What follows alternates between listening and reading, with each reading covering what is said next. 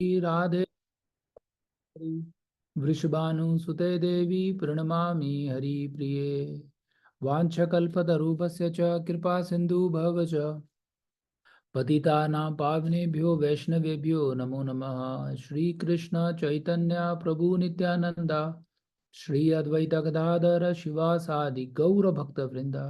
हरे कृष्ण कृष्ण कृष्ण हरे हरे, हरे राम राम राम हरे हरे। हरे कृष्णा। सो इन इन जो श्लोकों का तात्पर्य ये है, जैसे हम लोगों ने शुरू में बताया, ये श्लोक के माध्यम से हम अपने जितने भी गुरु आचार्य और भगवान को याद करते हैं और उनको प्रणाम करते हैं कि आपके वजह से, आपकी मर्सी और आपकी कृपा के वजह से आज हम भगवान की मतलब आपकी कृपा और गुरु की इच्छा के वजह से हम लोगों को ये भागवत कथा सुनने को मिल रहा है। हम इतने सौभाग्यशाली हैं जो हमें आपकी लीलाओं का, आपकी कथाओं का गुणगान करने को मौका मिलता है।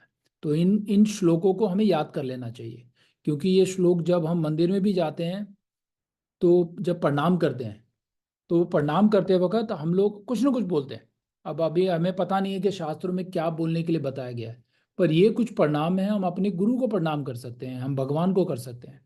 इसमें एक श्लोका है जो, अगर आप देखें, हे कृष्णा करुणा सिंधु दीन बंधु जगतपते गोपेशा गोपिका कांता राधा कांता नमस्तुते। इसमें हम कृष्णा को याद कर रहे हैं। Oh my dear Krishna, you are the friend of the distress and the source of creation. You are the master of gopis and the lover of Radha Rani. I offer my respectful obeisance unto you. तो हम जब मंदिर में अगर कृष्ण भगवान के सामने प्रणाम करते हैं तो हम ये मंत्र को याद करके बोल सकते हैं कि भगवान, आप ही हमारे जितने भी दुख दर्द को हराने वाले हो, आप ही गोपीज और राधा रानी के मास्टर हो, तो मैं आपको दंडवत प्रणाम करता हूँ। उसके बाद जो श्लोक आता है, तप्त कांच गौरंगी राधे वृंदावनेश्वरी वृषभानु सुते देवी प्रणमामि हरिप्रिय। इसमें मैं राधा रानी को याद कर रहा हूँ। अब I offer my respect to Radha Rani, whose bodily complexion is like molten gold, and who is the queen of Vrindavan, who are the daughter of King Vrishabhanu, and you are very dear to Lord Krishna। तो अगर आप इन सभी श्लोकों को बारीकी से देखें तो हम गुरु से लेके भगवान कृष्ण, फिर चैतन्य महाप्रभु, उनको याद करते हैं, उनको स्मरण करते हैं। और हमें यही हमारा शास्त्रों का दिया गया तरीका है कि हम जब भगवान के मंदिर में जाएं, अगर मंदिर में देखा हो, जो कृष्ण मंदिर होते हैं, तो वहां पर जो भी भक्त अंदर एंटर करते ही, पहले एंटर करने का तरीका क्या होता है मंदिर में, हमें नॉक करना पड़ चाहिए, क्योंकि वो भी भगवान का घर है। हम सीधा ऐसे उठ के अंदर नहीं जा सकते, हमें नॉक करना चाहिए। अपना भी घर हो तो हमें नॉक करने का हैबिट करना चाहिए कि हम भगवान को बताएं कि मैं आ गया हूँ। जब हम अंदर एंटर करते हैं तो एंटर करने के बाद हमें तुरंत प्रणाम करना चाहिए। क्यों करना चाहिए प्रणाम तुरंत जाते ही? किसी को पता है? Why we should bow down immediately when we enter the temple? हमें, मतलब कभी कभार सब लोग कर रहे हैं तो भाई मैं भी कर लेता हूँ, मतलब हम अज्ञात सुकृति। उसका फायदा क्या होता है कि हमने अनजाने में भी अगर प्रणाम किया तो भी हमें उसका स्पिरिचुअल बेनिफिट मिलता है ना। तो जो फ्लोर होता है भगवान का मंदिर का, वो बलराम है। और जो बलराम वो फ्लोर है और उस पर जितने भी भक्त लोग बैठे हैं, वो हमारे भक्त लोग जो डिवोटी हैं, वैष्णव हैं, ब्राह्मण लोग बैठे हैं। तो मैं एंटर करते ही पहले बलराम को भी प्रणाम कर रहा हूँ, और जितने भी बैठे संत लोग हैं उनको बोलता हूँ। एक मंत्र है उसमें भी, इसमें हमने अभी पढ़ा है, वांछ कल्प तरुभस्य च कृपा सिंधु भव च पतितानां पावनेभ्यो वैष्णवेभ्यो नमो नमो। जितने भी वहाँ वैष्णव बैठे हैं, इसका मतलब यहाँ पे देखिए ट्रांसलेशन, इसमें भी एक प्रेयर है। I offer my respectful obeisance unto all the Vaishnava devotee of the lord. They can fulfill the desire of everyone, just like the desire tree, and they are full of compassion for the fallen soul। तो इस तरीके से मैं उन वैष्णवों को भी प्रणाम करता हूँ और मन ही मन बोलता हूँ कि अगर मुझसे कोई गलती भी हुई हो, मुझे क्षमा करें। तो ये हमारा तरीका है मंदिर में एंटर करने का और तुरंत जाके प्रणाम करने का, मतलब, है ना। फिर उसके बाद यूजुअली मंदिर में क्या होता है कि हम कभी कभार आसपास के लोगों को देखने लगते हैं, भाई कौन क्या पहन के आया है, कैसा दिख रहा है। हमें वो ना करके प्रणाम करने के बाद हम प्रभुपाद की मूर्ति के पास जाएं, पहले गुरु को प्रणाम करें, क्योंकि सबसे पहला मंत्र हमारा गुरु के लिए है। वो हमारे शिक्षा गुरु हैं, जिनके उन्हीं के वजह से आज हम लोगों को ये भक्ति सीखने को या पढ़ने को मिल रहा है। करेक्ट। तो हमारा दूसरा होता है प्रणाम, जिसमें हम श्रीला प्रभुपाद के पास जाते हैं और उनका मंत्र बोलते हैं और प्रणाम करते हैं। उनको बोलते हैं कि आप मेरा ये जो ओबेसेंस है वो एक्सेप्ट करें, क्योंकि आपके वजह से ही मेरी, हम तो डार्कन, फर्स्ट श्लोक का क्या था, ओम अज्ञान तिमिरंधस्य, आपके ज्ञान, I was born in the darkest ignorance, my spiritual master open my eyes with the torch of knowledge, I offer my respectful obeisance unto you. So कहने का मतलब ये है कि ये जो पूरा जो प्रणाम मंत्र है, जो हम गुरु को और कृष्ण को और चैतन्य महाप्रभु को याद कर रहे हैं, तो वो उसका एक पर्पस है, शास्त्रों से आए। ये मंत्र किसी ने रातों रात बनाए नहीं है। ये हमारे स्कंद पुराण या हमारे जीव गोस्वामी, भक्ति विनोद ठाकुर, इनके, उन्होंने वहां से एक्सट्रैक्ट करके हमको एक तरीका बताया कि आपको ये करना चाहिए। चलिए, थोड़ा सा समरी था क्लास शुरू होने से पहले कि आप कभी मंदिर गए हो तो देखा हो कोई एंटर करते कोई नॉक कर रहा है, कोई प्रणाम कर रहा है, तो वो इसलिए कर रहे हैं। जिन्होंने शास्त्र को पढ़ा है, समझा है, जिनके गुरु हैं, वो ये अपना आचार आचरण दिखाते हैं कि हमें करना चाहिए, है ना। पर टिपिकल क्या होता है कि अगर हमें पता नहीं है तो हम अपनी मर्जी से मंदिर में अंदर जा रहे हैं, बाहर आ रहे हैं, कभी लोगों को देख रहे हैं, भगवान को भी नहीं देख रहे हैं। तो कभी दूसरी क्लास में देखेंगे कि भगवान को देखना कैसे चाहिए। Correct. Brijendra, I think you want to say something. Yes. ये नॉक करने का क्या सिग्निफिकेंस है? कहाँ पे नॉक करना है? दरवाजे में। पर दरवाजा तो ऑलरेडी खुला हुआ है मोस्टली। फिर भी आपको बाहर से नॉक करना है कि मैं अंदर आ रहा हूँ, है ना। ये जो मतलब मंदिर के बाहर आपकी घंटियां लगी रहती हैं उसको बजाना तो नॉक का सिग्निफिकेंस हाँ। नहीं है। हाँ Probably नहीं that might आप, be, right?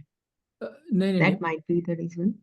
आपको दरवाजा कभी ओपन होता है, कभी नहीं भी होता है। आप अपने घर में भी आपका मंदिर है, तो भी आप बिल्कुल बाहर उसमें दीवार में ठक ठक हल्का सा कर सकते हैं। ये नहीं कि आपको बिल्कुल बैंग बैंग करना है, पर एटलीस्ट ये रिमाइंड करना है कि भगवान मैं आपके मंदिर में आना आ रहा हूँ, है ना।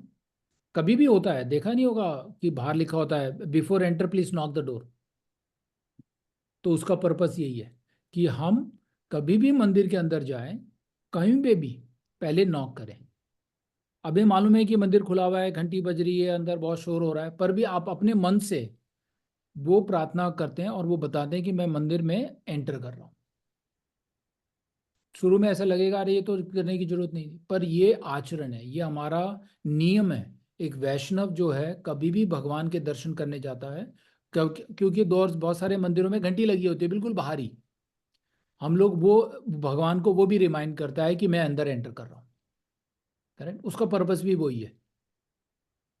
करेक्ट। घंटी का दो तीन जगह इस्तेमाल होता है, जब हम आरती करते हैं तभी भी घंटी बजा रहे होते हैं, राइट। और जब हम भगवान को ऑफर करते हैं जब भी घंटी बजाते हैं, क्योंकि उसका भी कभी हम लोग डिटेल में पढ़ेंगे या सुनेंगे इसमें कि हमें भगवान को जब प्रसाद ऑफर करते वक्त क्यों घंटी बजानी चाहिए। उसके ऊपर भी बहुत सारी भगवान की लीला है। तो उसका ब्रीफ ये है, जब तक आप घंटी बजाते हैं जब तब तक भगवान सुनते भी रहते हैं और भगवान उस प्रसाद का आनंद लेते हैं, है ना। तो हमें घंटी बजा करके भगवान को बार बार करना है कि भगवान मैं आपके लिए प्रसाद लाया हूँ, आप प्लीज इसको ग्रहण करिए, है ना। तो घंटी बजाना बहुत जरूरी है। ऐसा नहीं कि आपने वहाँ प्रसाद रखा और पर्दा लगाया भाई ये चलो भगवान आप खाइए, ये नहीं होता है। आपको जब तक वो प्रेयर गाना है, उस गाने तक भगवान को ये सुनने में आता है कि किसी ने मेरे लिए प्रसाद रखा है, तो वो एटलीस्ट उस पर दृष्टि रख सके। अब भगवान आगे पूरा लपेट के लिए तो जाते नहीं है ना। तो भगवान वो देखते हैं कि उस पीरियड तक जब तक आप प्रेयर कर रहे हैं और घंटी बजा रहे हैं, आपके मन की जो है इच्छा क्या है, आप उस प्रेम भाव से मुझे बुलाना चाहते हैं ये नहीं चाहते, भगवान जान लेते हैं। करेक्ट। तो हमारा ये भाव होना चाहिए, दैट्स योर इंटेंशन। बिकॉज भगवान क्या बोलते हैं 9th चैप्टर में, अगर कोई लव एंड डिवोशन से पत्रम पुष्पम फलम तोयम ये भी दे देता है, I will be more happy. Correct. चलिए आगे बढ़ते हैं। नेक्स्ट हम लोगों ने आज क्या था कि हम लोग भागवत गीता चैप्टर 4 पढ़ेंगे, उससे पहले बट आई सेड कि हम लोग एकादशी का महत्व जानते हैं थोड़ा सा। अब किस किस ने एकादशी का व्रत कल रखा है या रखा था? मैंने पहली बार मैंने रखा रख था। Very nice. बालाजी ने भी रखा। बालाजी ने टेक्स्ट किया था मुझे सेपरेटली कि मैंने व्रत रखा है और मैं फॉलो कर रहा हूँ, मुझे चैंटिंग बीट चाहिए and I will bring the chanting beat for him.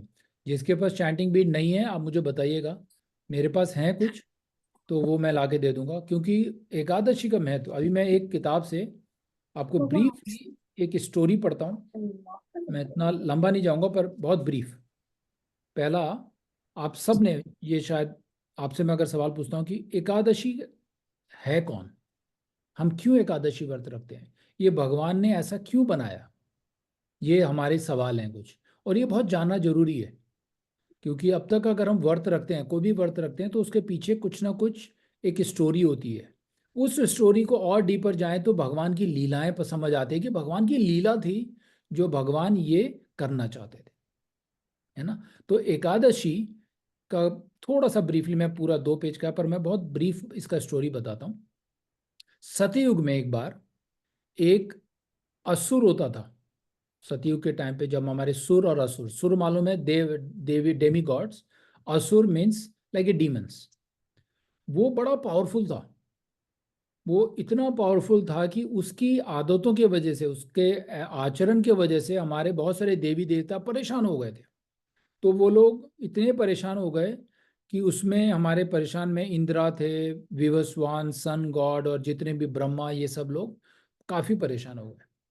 तो एक पहला सवाल आता है कि वो इतना पावरफुल बना कैसे। उस असुर का नाम था मूरा, MURA। मूरा असुर था। सो फर्स्ट प्लेस हम लोग उस पर जानकार करेंगे कि उसके पास इतनी पावर आई कैसे कि वो डेमिगॉड को भी परेशान कर रहा है।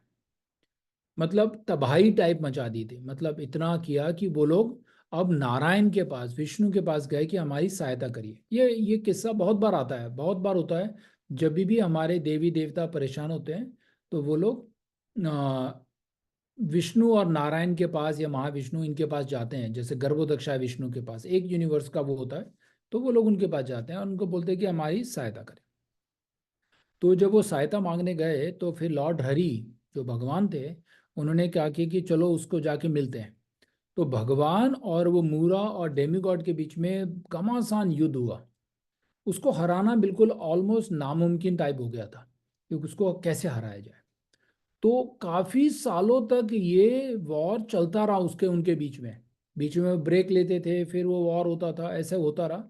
फिर नारायण ने क्या किया, ये भी एक लीला है कि भाई भगवान ने उसको तुरंत क्यों नहीं मारा, भगवान की एक लीला थी। भगवान फिर एक एक गुफा में चले गए कि अभी तो वॉर थोड़ा आराम है, तो मैं गुफा में जाके थोड़ा आराम कर लेता हूँ क्योंकि ये तो बहुत दिन से चल ही रहा है। जब वहां गए तो मूरा ने देखा कि भाई हमारे जो लॉर्ड हरि हैं भगवान उस गुफा में जा गए हैं, तो मैं वहीं जा करके उनसे फाइट करता रहूंगा। तो जब वो वहां अंदर गया तो भगवान ने क्या किया, एक जैसे मोहिनी रूप था उसी तरीके से एक देवी का रूप लिया और देवी का एक और बना करके बोला कि भाई जब तक ये मुझे परेशान करेगा मैं इसको इतनी शक्ति देता हूँ ये देवी को कि वो इस मूरा के साथ लड़े। जब वो वहां अंदर गया तो उसने देखा गुफा में लॉर्ड हरि भगवान ना होकर के एक लड़की आ रही है उससे लड़ने के लिए। तो वो उससे भी लड़ने लगा क्योंकि राक्षस का तो दिमाग होता नहीं है। तो वो उस देवी से भी लड़ने लगा तो उसने देखा कि वो देवी इतनी पावरफुल है, वो लॉर्ड हरि से भी ज्यादा लग रही पावरफुल। तो उस लड़ाई में उस देवी ने उसको मार गिराया, उस को। इसके पीछे भी भगवान की लीला है कि भगवान करना क्यों चाहते थे, खुद ही क्यों नहीं मार देते थे पहले। पर भगवान ने उस देवी को इतनी एनर्जी, इतना पावर दिया कि उसने उस असुर को, उस राक्षस को मार दिया। मारने के बाद भगवान का ही रचा हुआ वो देवी रूप है। और भगवान उस देवी से इतने प्रसन्न हुए तो भगवान ने पूछा कि भाई तुम्हें क्या चाहिए। तो उस देवी ने बोला, उस देवी का ना एक्चुअल में कहानी में ऐसा है कि देवी ने जब ये किया और भगवान उसको वर देना चाहते कि मांगो, पर भगवान ने उससे पहले उसको बोला कि मैं आज से तुम्हारा नाम एकादशी रखना चाहता हूँ। तो भगवान ने उस देवी का नाम, जो भगवान का ही एक इनकारनेशन है, उसका नाम एकादशी रखा गया। तो एकादशी रखने के बाद अब भगवान ने पूछा कि तुमको क्या चाहिए। तो भगवान का जब ये मांगा आ गया, तो मैं पढ़ता हूँ इसमें एग्जैक्टली उसने क्या मांगा। O Lord, if you please with me and wish to give me a boon, then give me the power to deliver from the greatest sin that person who fast on this day. जिस दिन ये हुआ था, तो उस दिन अगर कोई भी भगवान का फास्टिंग रखता है, उसके जितने भी पाप हैं सब के सब धुल जाने चाहिए। मुझे ऐसा वरदान दीजिए। जो भी एकादशी का व्रत रखता है तो उनके जितने भी ऐसे करे हुए हैं वो पार हो जाने चाहिए। And I wish that half the pious credit goes by one who fast will occur in one who eat only in the evening, and other half is the person who eat only at the midday, the only the Ekadashi Prasadam, and also who strictly observe the complete fast on my appearance day with controlled senses goes to the abode of Lord Vishnu for 1 billion kalpa, after he will be enjoyed all kind of pleasure in this world. This is the boon I desire to attain by your mercy, O my Lord. O Lord, whether the person observe complete fasting, eats only in the evening, or eats only at the midday, please grant him the religious attitude, wealth, and that last liberations. Right? So ये बड़ी अच्छी चीज है। भगवान की वो एक शक्ति है, भगवान की एक लीला है कि जो भगवान ये करना चाहते थे, वो राक्षस के थ्रू भगवान ये एकादशी बनाना चाहते हैं। वो किसके फायदे के लिए? वो हमारे लिए ही है ना। पहले भी मैं 2-3 बार बताया मैंने कि ये जो एकादशी क्रिएट करना भी महीने में 2 बार आता है, एक शुक्ल पक्ष में, एक कृष्ण पक्ष में। जब वैक्सिंग ऑफ द मून जब खत्म होता है एंड देन राइज होता है कुछ, उस टाइम पे हर 15 दिन में एक बार, एवरी 15 डेज एक बार एकादशी आती है।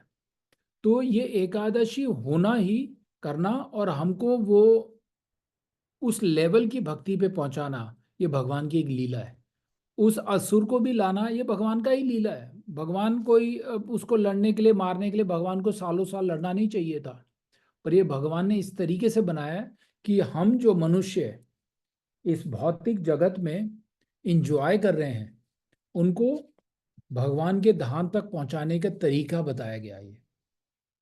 इसमें भगवान का कोई फायदा नहीं है, ये हमारा ही फायदा है, क्योंकि हम लोग भगवान के ही अंश हैं और भगवान चाहते हैं कि हम इस दुखालयम से, इस दुख से बाहर आकर के भगवान के धाम जाए। अब तो साल में हर महीने में 2-2 एकादशी की क्या जरूरत है भाई? साल में एक बार करने से होता था, करेक्ट। अगर हम साल में एक बार करते या सिर्फ या 2 बार करते, तो लोगों को लगता था कि ये तो बड़ा मुश्किल काम है, हम लोग भूल जाएंगे, कुछ ना कुछ एक्सक्यूज होता था। फिर भी भगवान ने इस महीने में 2 बार दिया है। उसके बावजूद भी भगवान ने एक और मौका भीम की लीलाओं के थ्रू, भीम क्योंकि बिना भूखा रह ही नहीं सकता था, तो भीम ने बोला कि मेरे भाई सभी जो बाकी के 4 भाई हैं वो एकादशी करते हैं, मैं नहीं कर पाता हूँ क्योंकि मैं भूखा रह नहीं रह सकता। तो उसने किसी नारद मुनि से पूछा, तो नारद मुनि ने तरीका बताया कि साल में एक बार निर्जला एकादशी आती है, तुम अगर उसको कर लेते हो बिना पानी पिए, मतलब सुबह बिफोर सनराइज और नेक्स्ट सनराइज के बीच में नो ड्रॉप ऑफ वाटर, अगर तुम साल में वो एक बार कर लेते हो, तो तुम्हें जितने साल भर के एकादशी है उसका बेनिफिट मिल सकता है। तो ये देखिए, भगवान भी एक लीला ही कर रहे हैं कि जो इंसान बार बार एक्सक्यूज करता है कि मैं नहीं कर सकता है, वो कर सकता, एटलीस्ट साल में एक बार कर सकता है। तो ये तो हमारा हो गया टिपिकल एकादशी का प्रोसेस जो हम साल में कर सकते हैं, जिसका हमें बेनिफिट मतलब अनलिमिटेड मिल जाता है। अब वही एकादशी जो हमारे कार्तिक मंथ में आती है, उसका जो स्पिरिचुअल बेनिफिट है वो मिलियंस टाइम होता है। नॉर्मल डेज में हम जो एकादशी करते हैं हमें स्पिरिचुअल बेनिफिट मिलता है। जो हमारी एकादशी जो भगवान एकादशी हैं, उन्होंने जो मांगा कि अगर जो भी उस दिन फास्ट कर लेता है और आपका नाम लेता है, हरि नाम करता है, उसको भगवान का धाम जाने का मौका मिलता है, उनको देना चाहिए करके उन्होंने ये मांगा है आशीर्वाद। तो ये हमारा थोड़ा सा समरी ऑफ भागवत, ये एकादशी का थोड़ा सा। पर आज की जो एकादशी है, जो कल एकादशी थी, उसका एकादशी का महत्व क्या है? पहली बात, मालूम है हमें कि एकादशी का नाम क्या था जो कल एकादशी थी?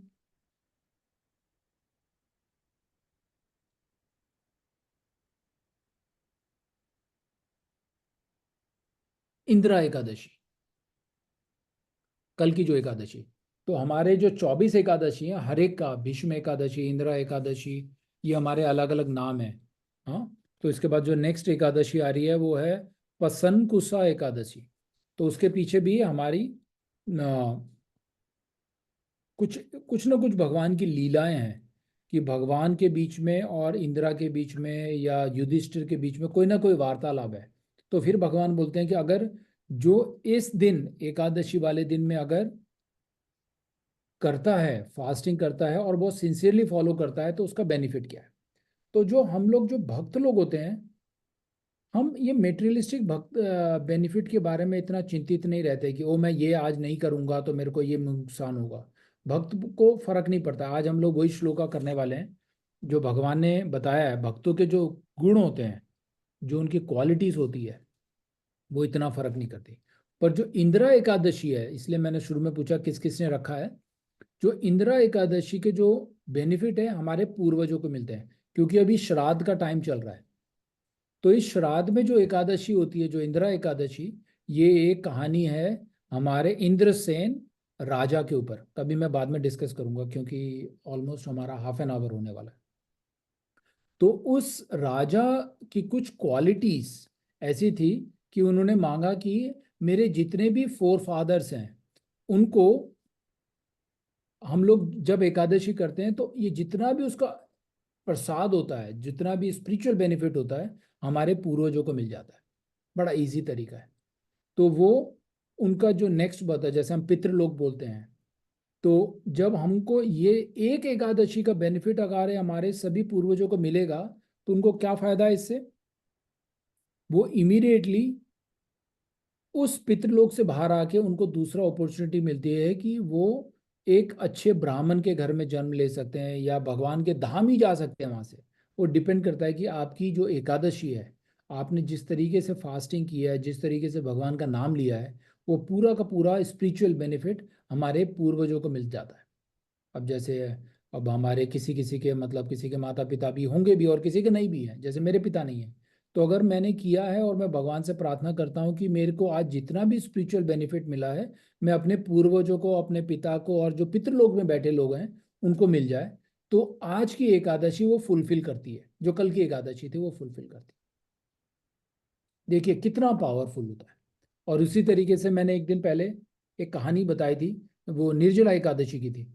तो निर्जला एकादशी में जो ऊपर से अप्सरा, मेरे ख्याल से किसी को सुनाया भी था मैंने, अप्सरा आती थी यहाँ पर। तो आपने मुझसे बोला था। वो, मैंने आप ही को सुनाया था, राइट? तो वो अप्सरा जो आती थी, वो अभी भी आती हैं, अभी भी वृंदावन में आती हैं, अभी भी लीलाएं होती हैं। पर किसी कारणवश एक अप्सरा बीच में फंस गई, वो नहीं जा पाई। तो अगले दिन सबने देखा भाई इतनी सुंदर परी कहाँ से आई है, तो सब लोगों ने उसको राजा के पास ले गए। तो जब राजा के पास ले गए तो राजा ने ही पूछा भाई कहाँ से आई? उसने बताया मैं ऐसे ऐसे हेवनली प्लैनेट से ऊपर से आई थी, पर मैं मेरा एक दुपट्टा जो है एक जो कांटे का पेड़ में अटक गया, तो मैं नहीं जा पाई। तो जैसे ही सूर्य उदय होने से पहले उनको ये पृथ्वी लोक छोड़ना चाहिए था, पर वो छोड़ नहीं पाई। तो पर उसने बोला कि मैं वापस जा सकती हूँ, पर मुझे एक इंसान चाहिए जिसने कल जो एकादशी थी, निर्जला एकादशी थी, अगर किसने सिंसियरली किया है और मुझे उसका पुण्य दे देगा, तो मैं आज रात को वापस अपने हेवनली प्लैनेट में जा सकती हूँ। तो राजा ने सबको भेजा, भाई पता करो भाई किसी ने व्रत रखा था कल, कोई भूखा प्यासा रहा था, या किसी ने ढंग से किया है। तो जब वो ढूंढने गए तो अच्छे अच्छे महात्मा सब जगह पहुंचे, तो कहीं कोई मिला नहीं। पर रास्ते में आते वक्त एक गरीब इंसान मिला जो भूखा प्यासा बैठा था। तो उन्होंने पूछा भाई तूने कल कुछ खाया था? वो बोल रहा मैं तो मिल जाता तो खाता था, पर वो किसी कारणवश नहीं खा पाया, तो दिन भर भूखा प्यासा ही बैठा रहा। तो इन्हें बोला तो परफेक्ट कैंडिडेट है, उसको ले जा करके राजा के पास ले गए। तो राजा के पास जाके उसने बोला हाँ मैंने कुछ भी नहीं खाया है। तो वो देवी जो अप्सरा आई थी उसने बोला ये तो बहुत अच्छी बात है, आपने जो कल जो नहीं खाया है, आज आपको उसका इतना पुण्य मिलता है कि बाय डिफॉल्ट आपका एक उपवास से आप हेवनली प्लैनेट जाने के लायक हो गए हैं, है ना। तो उतनी कैपेबिलिटी होती है एक एकादशी में भी। एंड तो अप्सरा ने बोला कि अगर आप मुझे वो पुण्य दे दें तो मैं अपने लोक में जा सकती हूँ। तो अब राजा ने बोला भाई तेरे को खाना पीना दे देंगे इतने दिन के लिए, भाई दे दे। तो उसने दे दिया। तो अप्सरा जहाँ पहुंचनी थी वो पहुंच गई। पर कहानी का तात्पर्य ये है कि हम अगर एक दिन भी, वैसे साल में अगर हम निर्जला भी एक दिन भी अगर बहुत सिंसियरली करते हैं और भगवान का नाम लेते हैं, जो चैंटिंग करते हैं अगर करें, तो आप अपना ही नहीं, अपने जितने भी पूर्वजों का, ये हमने कितनी बार कथा में सुना है कि अगर एक भक्त घर में जन्म लेता है तो 7 पीढ़ी आगे की और 7 पीढ़ी पीछे की सब लोग हमारे धाम में जाते हैं। इतना महत्व है इस भक्ति का। तो हमारा नुकसान तो कभी कुछ है ही नहीं। करेक्ट। हम लोग वैसे भी फास्टिंग करते हैं, तो क्यों ना एकादशी के दिन सिंसियरली अपने ग्रेन्स और उनसे, और सबसे ज्यादा इंपॉर्टेंट है कि हम भगवान की लीलाएं सुने, पढ़ें, भागवत गीता पढ़ें, चैंटिंग लें, भगवान की कथा गाएं, भगवान के भजन गाएं। जितना ज्यादा करेंगे उस दिन, एक दिन, वैसे बाकी दिन भी हमें मिलता है, पर कोई कोई ये स्पेसिफिक पीरियड है कि जिस दिन हम करेंगे तो हमको बहुत ज्यादा अच्छा स्पिरिचुअल बेनिफिट मिलता है। ये शास्त्र को कहना है। कभी लगता है अरे पता नहीं मिलेगा नहीं मिलेगा, अरे अभी तो उम्र पड़ी है, 65 साल में रिटायर होंगे जब करेंगे। आप कितने भी एक्सक्यूज अपने लिए कर सकते हैं, पर गारंटी कुछ नहीं है कि हम लोग नेक्स्ट वीक क्लास में मिलेंगे नहीं मिलेंगे। तो जब जब हमको एकादशी करने का मौका मिलता है उसको बिल्कुल सीरियसली लो, है ना। और सबसे इंपॉर्टेंट है चैंटिंग। भगवान का नाम जितना हम लेते हैं उतना भगवान प्रसन्न होते हैं। करेक्ट। कभी हम लोग चैंटिंग पर भी डिस्कस करेंगे कि चैंटिंग के जो रेफरेंसेस हैं हमारे कहाँ कहाँ से आते हैं, हमें बार बार क्यों बोला जाता है क्लास में कि चैंटिंग करो। तो उनके जितने भी रेफरेंस हमें, स्कंद पुराण हो गए और डिफरेंट आचार्य हो गए, गोस्वामी हो गए, इन लोगों ने बार बार अपनी किताबों में क्यों कहा, और भगवान खुद क्यों चैंटिंग करते थे अपना नाम। तो उसका महत्व है, कहीं ना कोई एक रीजन है। ओके। सो ये रहा है हमारा एकादशी के ऊपर ब्रीफ समरी। बट हमें इम्पोर्टेंट ये है हर एकादशी को उतना ही इम्पोर्टेंट लेके करें। अब ये श्राद्ध के बाद एक दो एकादशी आएंगी हमारी कार्तिक मंथ में, तो उनमें काफी। पूरी कोशिश करिए कि वो एकादशी को बिल्कुल सिंसियरली होके करें। और ऐसा भी एक बहुत अच्छी बात है कि प्रभुपाद ने बहुत अच्छा प्रोसेस बनाया है कि हमें बिल्कुल भूखा नहीं रहना है। बहुत सारे अब आजकल तो एकादशी के ऑप्शंस आ गए हैं। आप एकादशी में जैसे एकादशी के आटा आ गए हैं, अब कौन कौन से तरीके, कुट्टू का आटा है, बहुत सारी चीज़ें हैं जो हमें मिल जाती हैं। आपको भूखा रहना नहीं पड़ता है। सैलेड हो गया, कुकुम्बर हो गया, बहुत सारे ऐसे सैलेड भी खा सकते हैं, शरीर के लिए भी अच्छा है। और दूसरा किनवा है, और बहुत सारी सब्जियां हैं जो हम लोग खा सकते हैं। तो हमें, अगर हम उसको बहुत साफ सुथरे तरीके से बनाएं और भगवान को अर्पण करें एज ए प्रसाद, और उसको खाएं और भगवान का नाम लें। करेक्ट। तो अब इतना हो गया। कोई सवाल एकादशी पर? Any questions? यस बालाजी। एक एक। Yeah. So Ekadasi fasting, I mean, I'm doing like all day, okay, like perfect. until next day, okay. Next. So is it like sunrise to sunset, or you can do like all day? Usually, like if tomorrow is Ekadashi, I don't want to make very strict. As per Shastra, you should not be eating 7 p.m. After that, you should not be eating. But sometime I also eat at 8 or 9 o'clock. But one day before. So the midnight 12, after that, definitely you should not be eating any grains. But the practice is, can you eat, if you don't eat anything before the one day 7 p.m. Koshish. But if it's not possible, that's fine. But after 12 morning sharp a.m. till the, if you saw my text, there is a breaking of the Ekadashi next day. Today Today. is mostly the very late है, 11:50 a.m. कुछ है. So it's very late. But some people, because if age people, they have to take some medications or something, you can eat fruits, you can eat milk, you drink milk or any salad, but no grain item. You can take that and take your medicine if that is the restriction, right? So आप वो कर सकते हैं Balaji. So the answer is after 12 a.m. you should not be eating till the next day, the breaking of the fast. So most of the time it will come around 7-7:30 morning में आता है वो, but आज ही का जो इंदिरा एकादशी है वो हमारा 11:50 समथिंग है, या 11:55. So next day 12 o'clock, no, this, so I ate some prasadam, some leftover Ekadashi प्रसादम था थोड़ा, so I ate some गाजर हलवा था, तो मतलब बहुत हैवी कर लिया है, but the point is you can eat Ekadashi prasadam, no restriction, right? तो वो वैसा है. और yeah, any other question?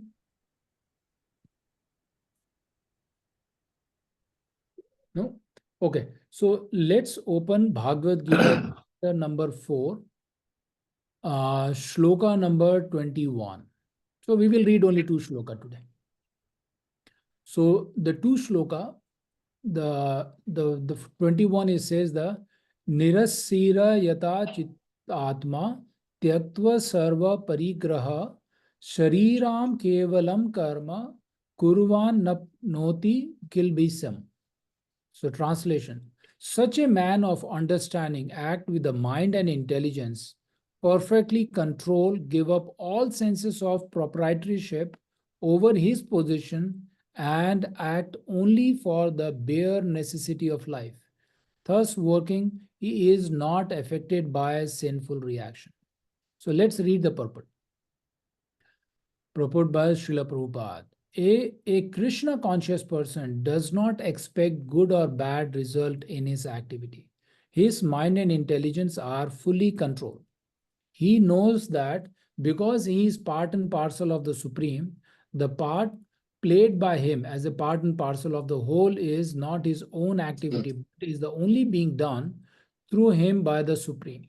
When the hand moves, it does not move out of his own accord, but the endeavor of the whole body. A Krishna conscious person is always dovetailed with the supreme desire, for he has no desire for personal sense gratification. He moves exactly like a part of machine. As a machine part require oiling and the cleaning for maintenance, so a Krishna conscious man maintains himself by his work just to remain fit for actions in the transcendental loving service of the Lord. He is therefore immune to all the reactions of his endeavor. Like an animal, he has no proprietorship even over his own body. A cruel proprietor of an animal sometimes kills the animal in his possession, yet the animal does not protest, nor does it has any real independence.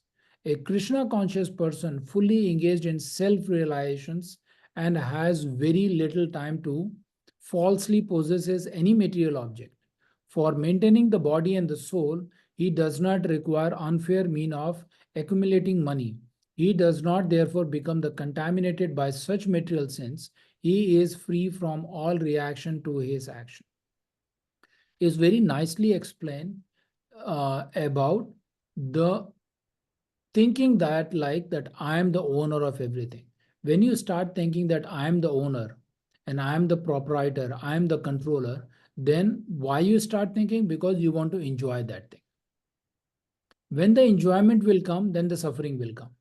But the pure Krishna conscious person, he is controlling his mind and intelligence. He is fully control of his thing, and whatever he has. अब जो भी एक भक्त होते हैं, अब उनके पास जो भी चीज है, वो हर चीज को भगवान की सेवा में लगाना चाहते हैं. जैसे हमने घर लिया, सबसे पहला काम है भाई मंदिर कहाँ बनेगा. हमने ये नहीं सोचा कि भाई एंजॉयमेंट हम कहाँ कहाँ रहेंगे.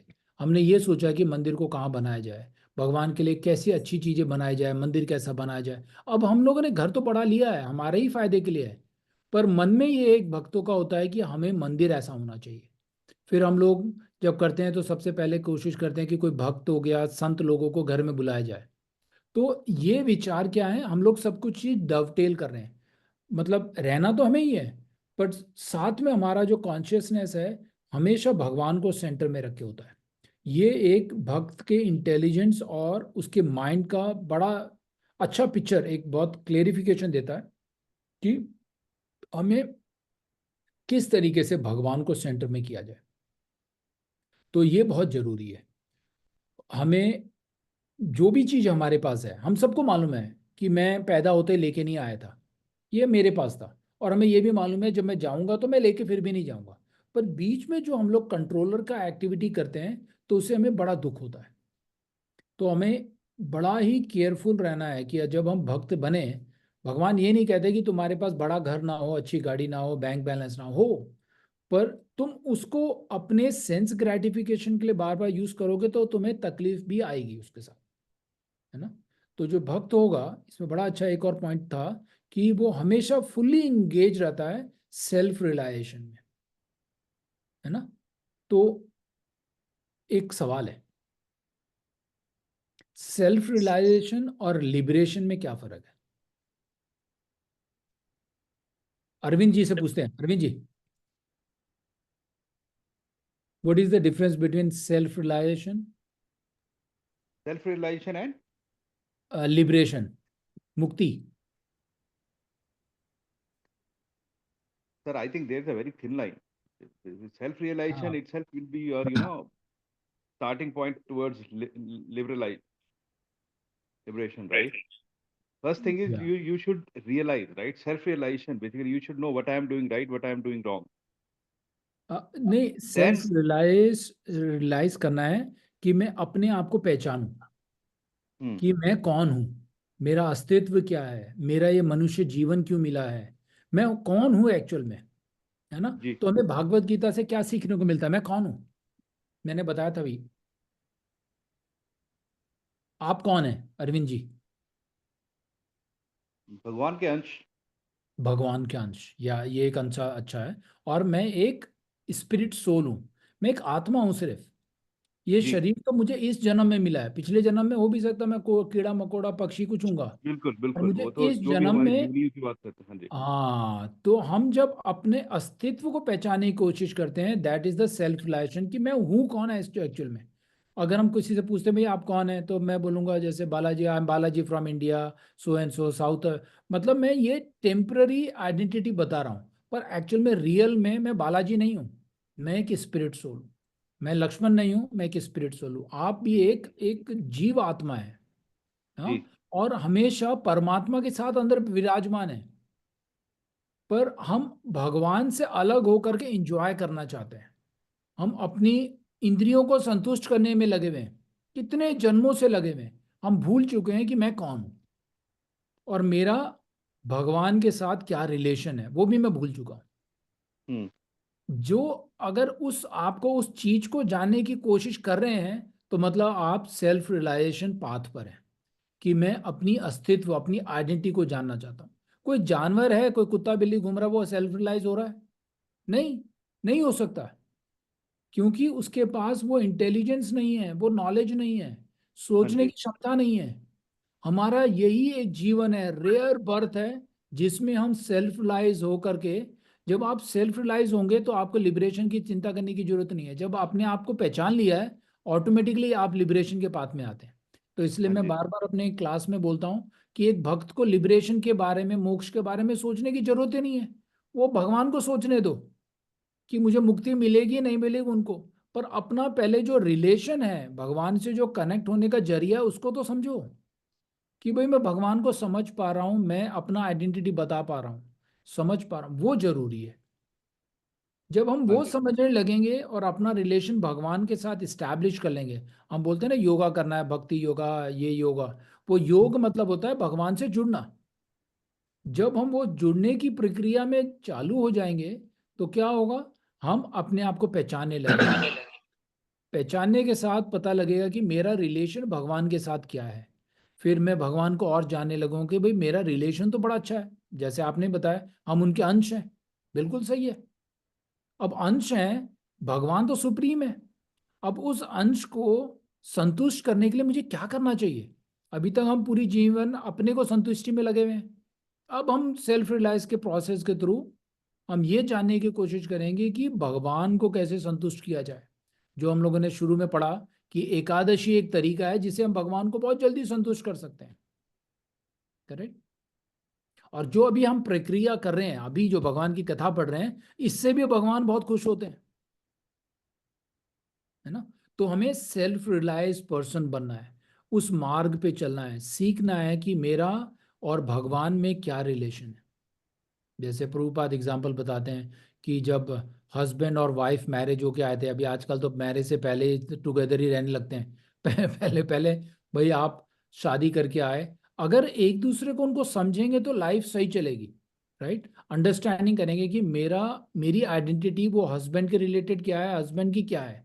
अगर वो वाइफ अपने पति को खुश रखना चाहती है तो कोशिश करेंगे भाई उनको क्या पसंद है ना। हम अगर किसी मेहमान को घर पे बुलाते हैं तो पिछले वीक में मैं ये बता रहा था, शायद भागवतम क्लास में बता रहा था, भाई आपको करेला पसंद है, हो सकता है मेहमान को पसंद ना हो। आप ये जरूरी नहीं है ना कि आप करेला बना के 24 घंटे वही करेले बना के बैठे हुए, करेले के पकौड़े, करेले की सब्जी, करेले का वो, कि भाई मुझे पसंद था करेला। भाई हाँ उससे भी जी। तो पूछो ना, जिसको मैं खुश करने के लिए मैंने इन्वाइट किया घर में, भाई उसको क्या पसंद है। तो इसी तरीके से जब हम घर में अपने मंदिर में बिठाते हैं भगवान को क्या पसंद है। भगवान को दही पसंद है, मक्खन पसंद है, भगवान को गुलाब जामुन पसंद है, संदेश पसंद है ना। तो हमें अब उनके एंगल से सोचना है कि उनको कैसे खुश किया जाए, है ना, वो जरूरी है। अब यहाँ पर मधु माता जी हैं, पर वो बड़ा अच्छा बनाती हैं प्रसाद, बड़े अच्छे स्वीट बनाती हैं। तो बड़ा अच्छी सर्विस है उनकी, वो हर तरीके की स्वीट बना लेती है भगवान को जो पसंद है ना। अब वो पसंद बनाने के बाद भगवान को ऑफर करती हैं और सबको देती भी हैं, और इससे अच्छे सेवा हो ही नहीं सकती कोई। तो इसीलिए अब हमें ये देखना है कि मैं अपने जो दिनचर्या काम करता हूँ, जो कोई कोई लोग हमारे ऑफिस जा रहे हैं, काम कर रहे हैं, उसके साथ मैं ऐसा क्या समय निकालूं कि भगवान को प्रसन्न हो, है ना। तो सबसे अच्छा तरीका है भगवान का नाम चैंटिंग करना, भगवान का नाम स्मरण करना सुबह, भगवान की किताबें पढ़ना, भगवान की लीलाओं को सुनना, जो हम लोग करते हैं हफ्ते में एक बार, उसको हफ्ते में एक बार ना बना के मैं रोज कैसे भगवान की भागवत गीता पढ़ सकता हूँ। एक पेज, एक श्लोक, एक लाइन काफी है, भगवान खुश हो जाते हैं।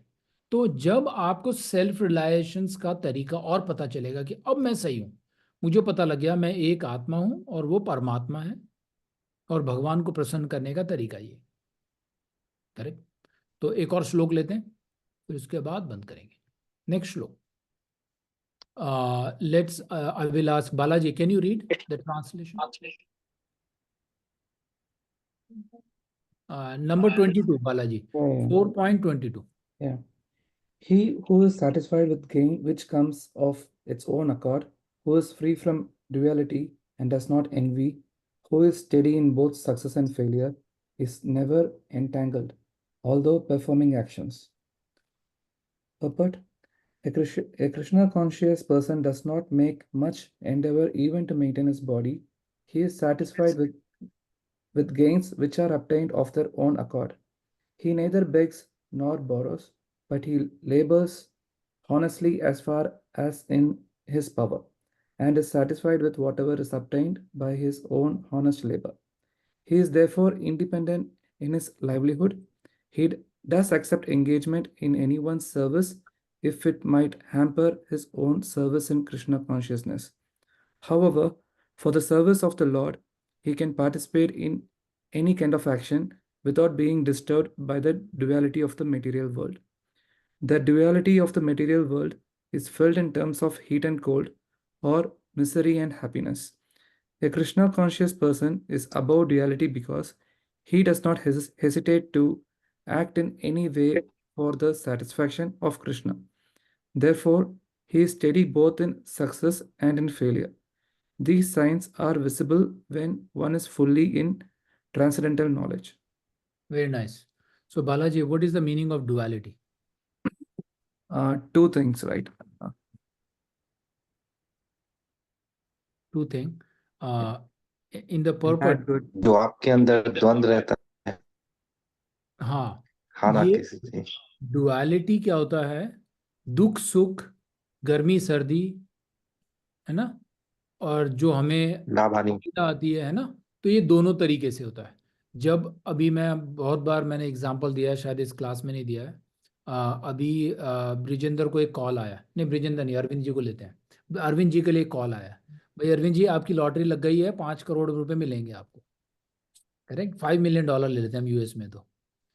तो अरविंद जी जैसे ये सुना तो भाई वो तो खुशी के मारे उछल गए, भाई आ गया, लॉटरी लग गई है। तो अब तो उन्होंने इतना ही सुना था कि भाई पार्टियां देनी शुरू कर दी, भाई पार्टी हो रही है, इधर हो रहा है, एंजॉयमेंट, खुश हो गए। उसके एक दो दिन बाद फिर कॉल आया, बोला अरविंद जी वो तो गलती हो गई, वो अरविंद गोस्वामी नहीं थे, वो अरविंद शर्मा थे कोई, उनकी लॉटरी लगी थी वो, और आप नहीं थे। जय अभी पैसे आए नहीं है, तुरंत ही मेरी खुशी का मतलब उस एक्सट्रीम लेवल पे पहुंच गया हूं मैं, वो समाचार सुनते ही। अब 3 दिन बाद अगर समाचार आता है कि वो आप नहीं थे कोई दूसरा था, तो क्या हालत होगी आप बताइए। हम बिल्कुल बिल्कुल उस दुख में पीड़ित हो जाएंगे, हम्म। जबकि पैसा आया नहीं है और पैसा मैंने देखा भी नहीं है वो किसका है। सिर्फ वो समाचार, ये डुअलिटी है, और दुख और सुख का। अगर अरविंद जी प्योर भक्त होंगे, उनको ये समाचार आने के बाद भी इतना नहीं फर्क पड़ेगा, भाई वो पहले भी मेरा नहीं था और मेरा अभी भी नहीं है। करेक्ट। तो भक्तों के ये लक्षण होते हैं। अगर आप उनको कोई बहुत बड़ी तारीफ भी कर दें, वो बोलेंगे ठीक है, ये सब भगवान की मर्जी है, ये सब भगवान की कृपा से हो रहा है। ये मैं अगर हम लोग कोई कथावाचक होते हैं, स्पीकर, उनके पास बोलते हैं कि आज आपने बहुत अच्छा कथा दिया है, वो सब क्रेडिट अपने गुरु को और भगवान को देते हैं कि अगर आज जो भी मेरे शब्द निकले हैं वो भगवान की कृपा है, ये मेरे तो कुछ भी नहीं है, क्योंकि मैंने तो जो भागवत गीता पढ़ा है और अपने गुरु से सुना है वही आपको सुना है। तो वो उसमें भी बिल्कुल धीर रहता है। अगर उसी में कोई समाचार उसको बहुत बुरा भी आएगा तो भी वो बिल्कुल स्टेडी रहता है। तो ये बड़ा एक अच्छा इसमें पर्पट में प्रभुपद ने बोला है कि जो भक्त होगा, study both in success and in failure. तो हमें इस तरीके का भक्त कर बनना चाहिए। कभी हमें दुख के समाचार आते हैं, कभी खुशी के आते हैं। आप ऐसा नहीं कि आप खुशी में तो नाच रहे हैं और दुखी में आपने एक हफ्ते तक बिल्कुल खाट पकड़ ली। तो ये ऐसी परिस्थिति भक्तों की नहीं होनी चाहिए। ये नहीं होने के लिए भक्त क्या करता है, हमेशा भगवान को अपने साथ समीप मान के चलता है कि भगवान ही है ये जो करा रहे हैं। क्योंकि कॉज ऑफ ऑल कॉजेज, जो भी हो रहा है, एक कारण का भी जो कारण है वो भगवान की मर्जी है। भगवान के बिना और उनकी इच्छा के बिना तो एक पत्ता भी नहीं पेड़ से गिर पाता है ना। तो जी। वो उस कंडीशन में जो एक भक्त होता है, let's read the translation again. He who is satisfied with the gain which come of his own accord, who is free from the duality and does not N V, who is study in both success and failure, is never entangled although performing the action। तो कितनी भी दुविधाएं आती है, अगर जैसे हम लोग preaching कर रहे हैं, अब आपको भी मैं सबको बोलता हूँ कि अपने फैमिली उन सब में प्रीच करिए, उनको भागवत गीता में बुलाइए। आपका काम उनको प्रीच करना है, उनको भक्त बनाना काम आपका नहीं है। उनको प्रीच करिए कि ऐसी कथा हो रही है, आप आइए सुनिए। राइट। बनाना तो भगवान का काम है। अगर उसको भक्ति मार्ग में लाना है और इतना सुनना ही भगवान की कृपा से हो रहा है। आप सबसे मैं मिला हूं, अगर मैं ना, आप सब अलग अलग डिफरेंट स्टेजेस में मेरे से बातचीत होके आया होगा। ऐसा नहीं हो कि हम सब एक साथ मिले थे और एक साथ क्लास में आ रहे हैं, ऐसा नहीं हुआ है। I think I know most, I think Balaji is the one who is the oldest person who I know him, है ना। पर अब ये भगवान की कृपा होती है कि Balaji is coming only recently from 4-5 months, but we have this conversation long time back. But I met, I think, Arpana Mataji and Madhu Mataji very shortly, but they are coming from the longer time. So everyone is joining and having the interest. It doesn't matter that when I met them, when I spoke to them. ये भगवान की ही कृपा है। हमारा काम उनको ये message देना है कि आप भागवत गीता सुनिए, जीवन बदल जाता है, आपके सोचने का विचार बदल जाता है, आपकी जो दुख तकलीफें हैं उसमें आपका नजरिया बदल जाता है। आपको तकलीफ ही नहीं लगेगी, तकलीफ आ रही है पर भी आपको ऐसा एहसास नहीं होगा कि ये मुश्किल है, क्योंकि भगवान उसको बहुत इतना आरामदेह बना देते हैं। इसलिए भक्तों को फर्क ही नहीं पड़ता। आप उनको बहुत जाके दुखड़ा सुनाइए, फिर भी वो साधारण सा लग रहा है। आप उसको बिल्कुल $1,000,000 वाली न्यूज़ सुनाइए, फिर भी साधारण है, फर्क नहीं पड़ता है। और ऐसा ही बनना है। अगर हम वो लोग उसमें नहीं करेंगे तो क्या पता है, एंटैंगल्ड हो जाते हैं हम लोग, उसमें उलझ जाते हैं उसमें लाइफ में। तो हमारा पर्पस है एक प्योर भक्त बनने की कोशिश करनी है, और बाकी भगवान पे छोड़ देना है। और भगवान सबसे ज़्यादा प्रसन्न ये भी है कि हम अपनी क्या सर्विस कर रहे हैं। और दूसरी भगवान को प्रसन्नता होती है जब हम ये ज्ञान दूसरों भक्तों को देते हैं, जो कोई दूसरे अपने रिश्तेदारों को देते हैं। बहुत बार आप देंगे, बहुत बार बताएंगे उनको, जरूरी नहीं है कि वो आएंगे, वो भगवान के ऊपर छोड़ देना है, वो हमारा काम नहीं है। आपको वो घोड़े को पानी तक ले जाना है, उसको प्यास होगी वो पिएगा, नहीं होगी नहीं पिएगा, उसकी मर्जी है, आप वहां तक उसको ले गए, वो आपका कर्तव्य था। भगवान उसमें जितना स्पिरिचुअल बेनिफिट आपको मिलना चाहिए वो मिलेगा ही मिलेगा।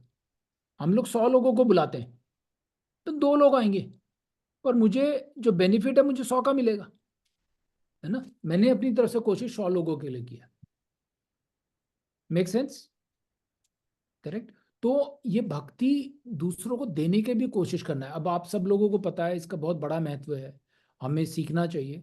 उनको थोड़ा सा ब्रीफली बताइए, और बहुत सारी क्लासेस होती हैं। अब मैंने जरूरी नहीं है कि हाँ, क्योंकि भगवान का जो ज्ञान है कहीं से भी मिले भगवान का लेना चाहिए, पर अपने आप को अगर एक स्टडी उसमें पाथ में रखेंगे तो आपको थोड़ा अच्छा लगेगा, ग्रुप बनता रहेगा। सीखिए, उसको प्रैक्टिस करिए, और ये नॉलेज दूसरों को दीजिए। करेक्ट। तो एनी क्वेश्चन ऑन डुअलिटी? कि मैं कभी कभार हमको ऐसा आता है कि मुझे समझ नहीं आ रहा है कि मैं सही रास्ते में हूं या नहीं,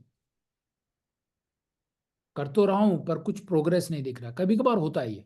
करेक्ट। क्योंकि हमारी दुविधाएं इतनी बड़ी हो जाती हैं, हम इतना उसमें उलझ जाते हैं, क्योंकि भगवान को भूलते ही हमें माया पकड़ लेती है, तो हम एंटैंगल ज्यादा हो जाते हैं। अगर उस दोनों हिसाब से, जैसे जो निर्जला होती है, निर्जला एकादशी आती है, वो बिल्कुल पीक गर्मी में होती है, मई जून में, और वो भगवान ने भीम को नवंबर दिसंबर में भी दे सकते थे जब आसान होता है वो निर्जला करना, पर भगवान ने दिया क्यों है? क्योंकि उस वक्त गर्मी भी इतनी ज्यादा होती है, और उसमें वो रखना आसान नहीं होता है। इंडिया में स्पेशली आसान नहीं, यहाँ तो आसान है। मैंने तो अभी तक मतलब 1-2 बार अटेम्प्ट किया, बहुत आसानी से हो गया था। पर अगर आपको कोई हेल्थ इशू नहीं है तो इजी रहता है ना। पर ऐसा कोई हाईली रेकमेंड नहीं है कि आपको करना ही करना है, जरूरी नहीं है। हमारे पास बहुत सारे एकादशी हैं साल भर में, आप उसमें करिए। कार्तिक मंथ में एकादशी, उसमें करिए, और रिकमेंडेशन है कि एवरी एकादशी करिए, है ना। Okay, any questions?